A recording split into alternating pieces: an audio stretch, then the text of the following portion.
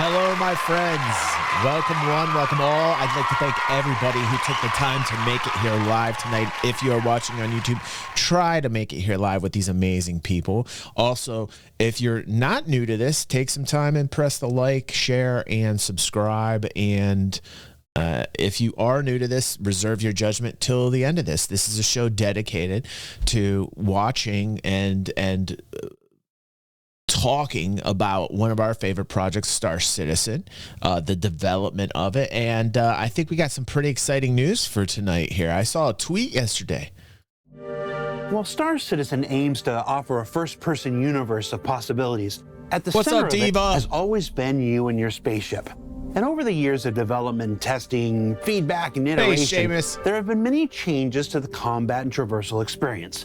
And in the upcoming Alpha 323, the biggest and most anticipated of those makes their presence known with the arrival of master modes.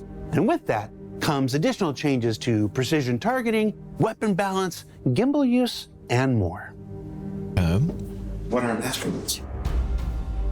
So master modes is a way for us to really kind of capitalize on what the ships are.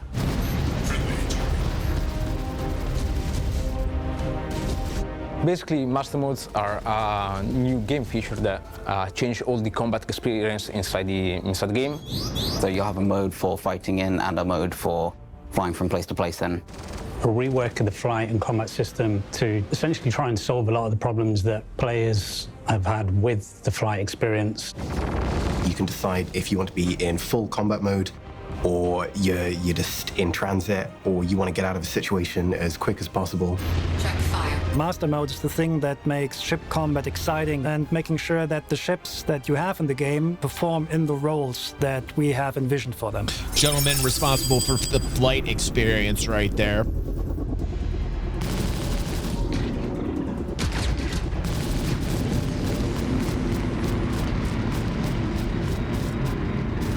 Since CitizenCon, we've been bringing master modes into Arena Commander. Progress has been quite good, showing off the new modes and letting people get their hands on it. Collecting the feedback, seeing how players respond to that online by monitoring how players react on social channels. We've been testing internally a lot. It's a very limited select. My biggest fear is that they dumb it down too far. You know, like there's always the balance between realism and, you know, arcade. And I feel like I veer more towards realism, like Ash Down Below. You know, I too wonder if this is like a dumbing down. They're going to slow things down severely. That can bring fun, but it does worry me a bit. It really does. Hugh also having mixed feelings. I understand, Hugh. I'm right there with you guys. I'm literally right there. I'm not quite sure. It's like a very mixed feeling. Of ships, but even so, people seem to like it. So we've taken that feedback and carried on making progress and adapting it all to the rest of the ships as well. We've been watching how players play the game, monitoring analytics, putting it all together and sharing it with the devs who need to see it. How the hell do you go about Max? 200 chips to do this? Unfortunately, there's only really one way to do it, and that's to not get too intimidated by the number. A team effort. We're just cracking through it, really. The difficult part, of course, especially as a designer, is try to understand the new game dynamics that the game system creates, especially in an environment like the PU, and then try to being able to deliver the proper game experience for every ship with a different tuning. And that's quite difficult, but that's also what is really interesting about bringing up a new feature. So we're moving each individual ship into an archetype, and we're going to rebalance that ship to the archetype as a starting point. And then basically, once that's complete, we're going to add the individuality into each ship. Each ship has been given a full refresh, and we've looked at every ship in the game, assigned them a base archetype so that you know what you're getting into from the get-go. The meta has been light fighter for so very long. All ships, based on how big they are and what kind of purpose they serve, will get an archetype assigned to them. A typical archetype is a snub fighter. Very, very small, very agile, but it cannot dish out a lot of damage, and it can also not receive a lot of damage before it pops. Light fighter. Very maneuverable, decent weapon loadout, and it's basically there for agility engagements. We know that's not true. It's currently light fighters the agile meta. for its size, but it has a lot more offensive firepower. Target destroyed. Heavy fighter. They don't maneuver well, but when you happen to be at the front of them, you can die very, very fast.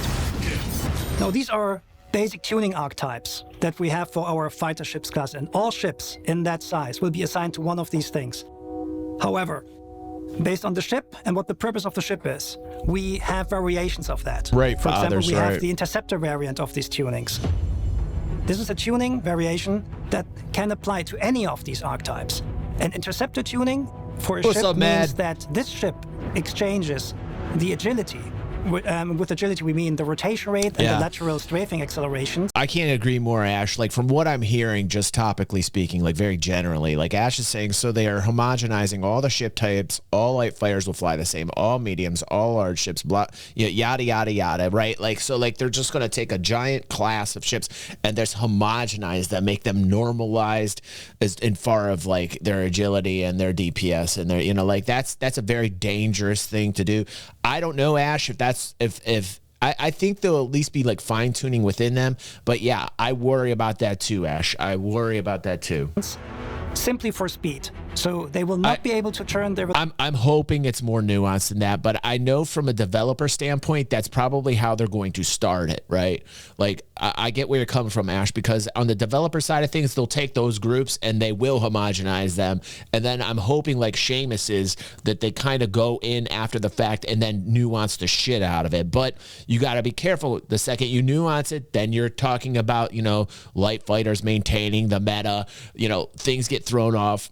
They've got a hard time in front of them with this entire flight experience. My biggest gripe right now is the performance in terms of atmospheric flight.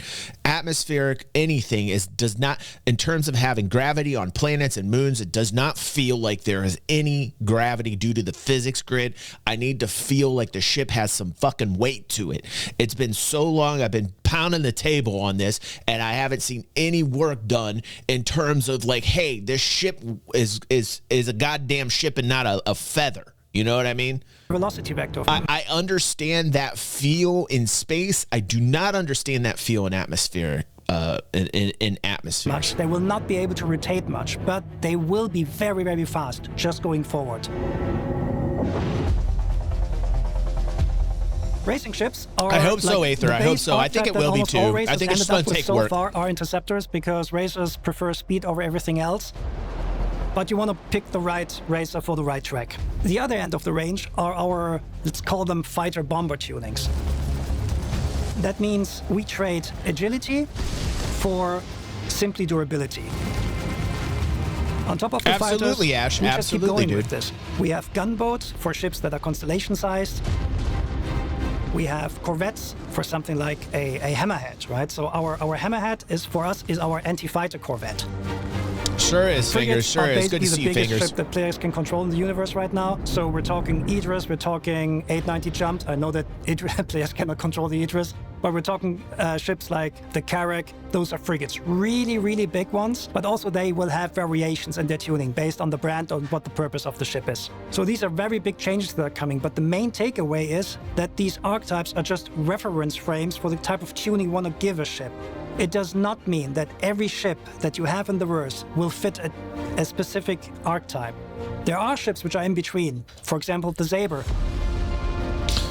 Yes, I get what they're saying then. That's okay. That's okay. I mean, like, he wants to give categories an actual weight. He wants to give the archetypes for these ships like actually a weight in themselves, so that there are some things that are going to be similar. Hopefully they do tune them so you do have some ships so that you feel like your money's well spent and that your ship doesn't match just because it's an archetype matches another ship's performance. That would definitely be a blunder. I don't think they're going to go for that, but I do think it's going to take a lot of time to get to the point where, like, they're starting baby phase on the archetypes and then they'll come in and fine tune it based upon our feedback. And you know, at the very beginning of this, there's going to be a lot of screaming. There's going to be a lot of feedback from the fans that are saying, hey, you know, I'm not happy with the performance of my ship. It should be slightly different, and I'm going to tell you the reasons why. Hopefully they listen to those and then they tweak them in. But there needs to be so much work done on ships just in general. Just in general. Not just the flight experience. Is it a medium or a light fighter? It's somewhere in between.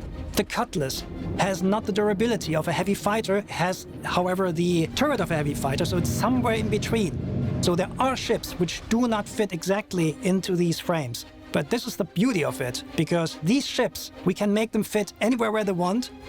We just need to make sure that the balance between them is right. Not everything fits in a box, and it would be very boring if it did. Yes, Ash, yes. You're right. Precision targeting is a new way of aiming at specific parts of a ship. You get the zoomed-in picture of your target. They're doing an Elite Dangerous here. And it allows you to here. paint over specific components of the ship. All right, so good, if you good. want to take out the front. This is wonderful. This is one of the interesting game mechanics I used to love about Elite Dangerous, where you could like pinpoint targets on a ship. One of my favorite PvP mechanics in Elite Dangerous was to pinpoint targets, to pinpoint points of the ship, and then disable them by pinpoint targeting at them. That's cool. That's cool. I do like that. Thrusters, you simply aim towards the thrusters, and more your gimbals surgical. will make More sure the boat surgical. lands exactly where you're aiming. It's a big rework of the entire target system, with the goal to make it not only fit master modes, but also fit the problems we've had with target in the past, which is the... So the auto aim is going to eventually just be gimbals, and gimbals are going to have a less DPS than turret, styled weaponry, is kind of how I'm going to say. Control the weapons. So you'll have more precise tuning on your... So you have more precise surgical precision on a gimbal, but you won't have the DPS that you would with the turret. Closer together, and master mode is slowing everything down. We need to make sure that the weapon speeds are adjusted as well. It will which is also fire very rate. Elite Dangerous. It will therefore decrease the spread and allow you to be more precise where you hit. Good examples for that is if you want to fire at a ship from very far away and you want to make sure that your shots hit. An even better example is if you have a light fighter and you want to help take down a larger ship. You will not be able to take down the ship by yourself, but you can help other players by crippling the turrets with ballistic cannons, for example, and other subsystems. So it allows you to see better what you're currently targeting. What we're doing is we're bringing all weapons into free. They have to be very careful about this, right? They have to be very careful about how they go about this. Three archetypes. We have the anti-fighter weapons that have higher fire rate and a higher velocity that allows you to hit targets such as a horde of gladiuses. And then we have the anti-material weapons. Anti-material weapons is the one you bring out when you and your friends want to hunt a hammerhead. It's got the highest damage. Yeah, this is all great and good, but like you're right, Ash. You got to be careful. Like, Ash is saying some really, really philosophical, deep shit that's hitting with me tonight. He's saying piece by piece, all the skills draining out of the game. I knew these types of days would come when we got to this. Like the positive about this is that this means we're more towards the middle to end phases of ship design than we were in the past. What we're doing now, implementing like this auto targeting, we have to be very careful going forward that we're not going arcade mode too much. Like there has to be other variables that are going to get in the way of auto aim, because people could abuse it, and you're going to have to definitely balance something like this. Damage of all the weapons. You want to deal as much damage as possible, but the target is big and it moves slow, so you don't have to worry as much about actually hitting the target. And then we have unspecialized weapons, which are in between the anti-fighters and the anti-materials. So this is better because it gives you a lot of options on how you want to attack the target. You can just, spray and pray that your shots are going to hit, or you can go into the precision targeting mode, see all the sub-targets that you have available, and then pick out which of these sub-targets you actually want to attack. Next to basically seeing what you're actually hitting, you also just get the stunning view Seamus, of that big ship that you're targeting, right? Like it's a full screen, zoomed in view on your target. You can see it in all its glory. You can see all the parts you could shoot off. I think it's great. We've been really happy with the results so far. We've seen a massive difference in the way. The reason why we're seeing this, Ash is saying basically they have been tuning this behind closed doors without the community's feedback. I don't necessarily think that's 100% true, Ash. I think that's kind of like a 50-50 thing, because they have been using feedback up to this point on the flight experience. I mean, the whole rework of the flight experience is over a year old. When they got the flight experience team is about a year and a half ago, and they have been listening, but I get where your worries are coming from. I do think they'll continually listen to the feedback of fans and they will tune this. But the reason we're getting into this is more because we're on the middle to end journey of ship design because Squadron 42. So on the positive side of things, there's a lot of this that's happening right now to get Squadron 42 out of the door, you know? Where combat works and what the players are actually doing within combat. And that's been really good to see. There's still...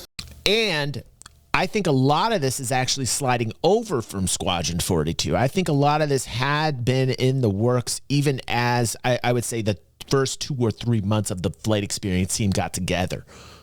Like how they're going to present this to the fan base. I think a lot of what we're seeing now has stuff that's already been worked and put into Squadron 42, and they're cherry picking, like, what are we bringing in to the PU? My speculative opinion on that. Some small things we're working on right now to kind of solve, but we're really happy, you know, we're kind of most of the way there at the moment.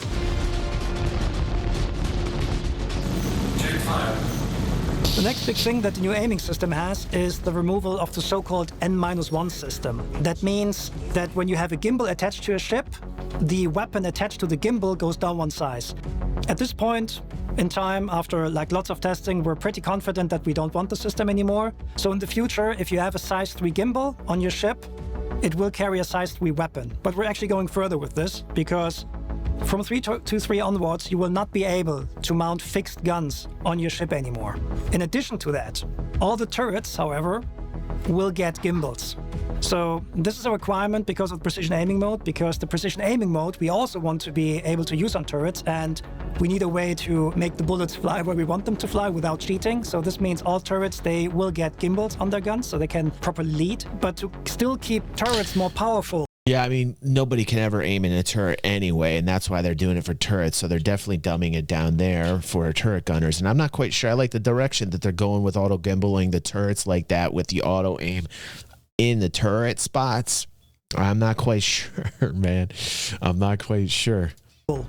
In terms of their weapon employing capabilities, and also because turrets cannot just, you know, jump on the way out of the way, the auto gimbal mode will be something that's exclusively available to turrets. So pilots will still be able to manually gimbal. I get that. Aether says, of course they have to been tuning this. They are a developer of. They are developing a video game. What are they supposed to do? Email us with all their design decisions? Come on, man. No, I'm just talking about the overall flight experience. It definitely has to be better, right, Aether? I mean, like, I think both of us can agree that the flight experience has to be better from what we have currently. I think most people would agree with that statement. I'm pretty sure you're on my side with that, Aether. I think going forward, we have to be very careful about balance because you could lose a very large section of the PvP crowd.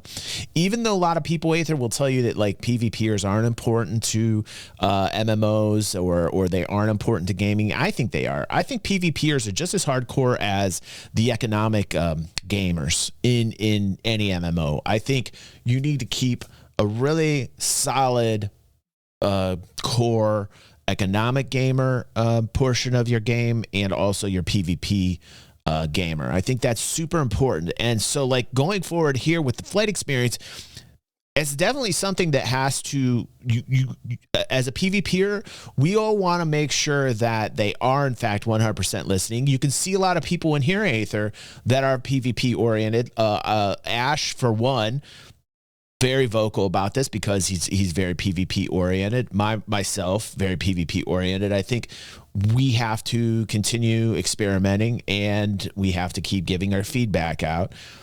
Some PvPers might feel neglected, Aether, that, you know, perhaps they didn't feel like their feedback mattered at all, and that maybe most of the ideas coming down the way into the PU were from Squadron 42 because they wanted to get the game released. So, you know, there's a lot of variables in this and a lot of feelings tied to this, right? Diva says it's not as bad as it seems because if a fighter is in the targeting mode to pick what components or whatever to target, turret gunners will have it more easy to shoot down the fighters because the fighter is going to have to be standing on a spot for the whole time, so skill is needed here. Yeah, skill needs to be skill is the valuable component in flying your ship. The second you dumb down any portion of flying your ship, you're going to maybe exclude people from the game. So you have to be very careful moving forward here. Aether says, fully agree. DG360, fully agree. They have to create a baseline and iterate. Right. They do have to create the baseline and iterate. I think that's where we're at, Aether, right now. I think they are at the baseline point right here. I think that a lot of the work has been done from Squadron 42 sliding over to the PU. I don't think everything's in stone in terms of the flight experience. I think that the changes that we're seeing right now, Aether, are sliding into the PU from Squadron 42, but I don't think necessarily that those changes are going to be concrete. They'll fine-tune them in the PU. However, I think perhaps that these design changes are concrete in Squadron 42. So that's something I want to voice up as well. Aether continues to say, this is what they're showing, that there is a baseline to iterate upon in this ISC. I agree. I like this. I like the way that they're approaching this, you know, in terms of like presenting it, I guess is what I'm saying, not the approach on the development side, but more in the presentation. And then Aether says, they'll listen to our feedback. That's literally their superpower. Yes, they are listening. They are listening. That's why I slightly disagreed with Ash, because I do think that they are listening to feedback. I'm just wondering how much. In terms of this, I don't want the skill aspect of flying to be dumbed down or watered down to the point where, and I think that's with all of us. Our fear is in thinking that they will dumb it down to the point where we feel like it's too arcadey. And there's a lot of hardcore PvPers that are really, really worried moving forward from this point. And I understand why they are. Their weapons with, you know, either tying it to the controls or by looking around. Hits the racing but only community turrets will be too, able to as use well. the auto gimbal system, because there's like turrets are supposed to be very, very dangerous. And yes, so players fathers, just have yes. the choice how to apply the damage the best. However, because auto gimbaling is also in assisted mode, it will come with a reduction in fire rate, just to keep things fair.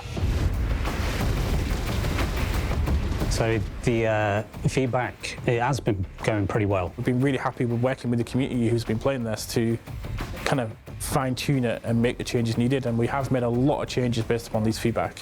Most of the feedback that we've been getting has been pretty positive around Squadron Battle, where there's some pretty good group combat dynamics players are reporting positively on. There's some really cool gameplay fathers, emerging, right. such as you're how right, players fathers. evade now is quite different. You have to drop chaff, break your target lock, break away, like find your opportunity to break away from your pursuing ship. What we can see at the moment is that players are very happy with squadron battles. Players are not very happy with the 1v1, so this is more an area where we have to improve. Of course, there are some very detailed feedbacks about some tuning choices, how we should make some type of archetypes better rather than not. But in general, it's going to be mostly appreciated. The players are really enjoying the different roles that we've got. The interceptors are quite successful. There's been some pretty good feedback around the Buccaneer. We've probably still got... The one thing moving forward in a balanced PvP setting is that somebody's always going to try to find the exploit or the meta. Like, the meta is nothing more than the exploit of game mechanics. Like, let's just talk development right now. Let's just talk gaming. Really, at the end of the day, when you're talking about people trying to figure out what the meta is in terms of PvP and to have that edge over somebody else in any game that involves PvP. Thank you, Lost Soul. Thanks, buddy. I appreciate your support, man. Yes, you're not gonna hit me. I appreciate your support. So to finish my statement, I think that what's happening is in any game like this, or in any PvP-oriented game mechanic, in any MMO where a gamer is trying to find an edge over somebody else's, all they're trying to do is to figure out the exploit, to trying to figure out what's going to give them the edge. Doesn't matter how much they are going to balance this, right? A very well-balanced game, you can always find, will have very little exploits or the meta. There's the meta always shifts and the meta always changes, man. But there eventually is some sort of meta when you're going gamer versus gamer. There's always going to be somebody out there that's trying to find that edge. It's just what's going to happen, no matter how well they balance it. I think it's just going forward is like a very well balanced game takes steps in the right direction so that those exploits aren't so pronounced, right? because you see a lot of people down here live right now. They already know what the metas are. They know what it is, man. And in order for them to balance the game better, the steps have to be in the right direction. So we're at that point right now, like I said before, where they're getting towards the mid end of the flight mechanic design, which is good. I mean, that's a very good thing that we're here right now discussing it like this, but we have to be careful of which direction that we're heading. And I think you guys understand what I'm talking about. Got a little bit of work to do around the light fire class and 1v1s, but other than that, it's been pretty good. It means you can stay closer. You are much more in control of staying in a closer formation with other people that you're playing with. When we do our regular play tests, we can actually fly in our own version of a formation. Absolutely, dude. And we can track targets without being several kilometers off each other. That's your version of a formation. Our version of a formation is generally, if we can see each other still and we're not accidentally shooting each other, I'd consider that a good formation. I'm not sure that's the textbook definition of formation. I can see you and not crash into you. That's not a formation, Josh. It's a win if at least two of the four of us manage to make it away in one piece without any friendly fire incidents.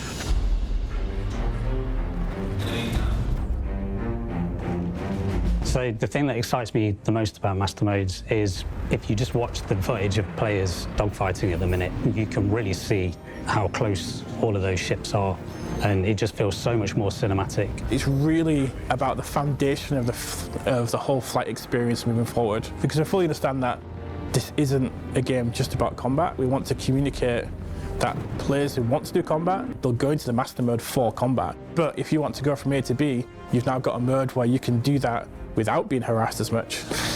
So that's going to be a big plus for the game. It's leveling the playing field a little bit more now. As we slowly breathe more life into each one of these ships, you're going to know this ship like the back of your hand. People seem to like how much more frantic and intimate all the fights are in the Arena Commander testing that we've done so far. And I'm looking forward to hearing people's thoughts once we've rolled it out across all the ships. Not everything that isn't 323 you can see already in the Master Mode, AC mode. It's there's a lot more stuff coming, especially to weapon treatment, how we use capacitors, etc. But overall, based on the feedback that we got so far and also from increasing player numbers, we're pretty confident that we're on the right track. So Master Modes and the gunnery system and the whole combat experience is a huge undertaking for us, and we cannot do it without you. So we want you to play it. We need your feedback. Be honest, tell us what you don't like. Please also tell us what you like, so we can make all this space combat game great together. So what did we learn this week? Well, we learned that with Master Modes comes a rebalancing of ship performance into dedicated archetypes. That these archetypes are simply where tunings start and will be grown from to ensure that each ship and vehicle provides a unique experience going forward. I think eventually they will too as well, Drex. Weapon gimbal and balance changes all combined with Master Modes to provide a more involved, visceral combat experience for pilots when they arrive in the upcoming Alpha 323. Besides the economy, this is one of the most important aspects of the game. I think I can't overstate that. I have to overstate that. Like the direct connection to your ship, how it flies compared to other ships, and what you can expect and what is unexpected about other ships. Very important. The whole vibe, the feel of the ship has never been there. It's never been there. Master Modes hopefully will give us something better. You know, in terms of what it is now. Not like Father's Game said earlier, Master Modes has not done a single thing that it has intended to do yet. Fights are still spread out. People still joust. A haven for light fighters, medium and heavy fighters, all stuck in DPS race turn fights. Totally agree with you right now, Fathers. It's like there has to be so much focus on this. This is one of the most important aspects of the game, man. You gotta feel the connection with you, your ship, and when you're flying around, and that experience has to be A+. And I've never felt that way yet with Star Citizen. It's come close at times for me, but it's got a light years to go. So hopefully the changes down the road are something that I'm going to be like, okay, and ease into and feel it. And I think going forward, we're going to see improvements. I think it's going to be slow. Father's Game is letting us know that the issue is any and all feedback on master modes. Hold on a second. I gotta poke him for a second, man.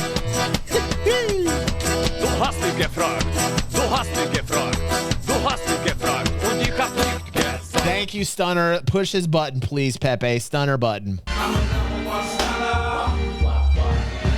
Appreciate you, man. Appreciate you. Father's Game says the issue is any and all feedback on master modes gets nuked on Spectrum unless it's all praise. And you know, the thing is, I don't necessarily think that's true. I think what I'm hearing from you, Fathers, is the same thing I feel at times. It's just the frustration, dude. I think they do. I think it's just going to take a lot of time, you know, Fathers. I think I'm just as frustrated as you right now on the ship, on the flight experience. I really am. But I do think they're listening, and I just think it's going to take some time, dude. Like this is going to take a lot of time.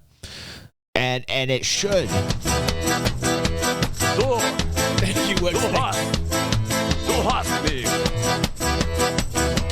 hast mich gefragt.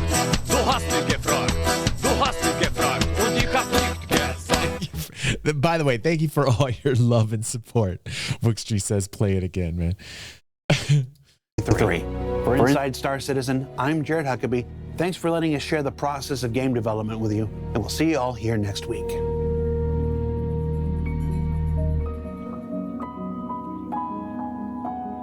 I always watch to the end now.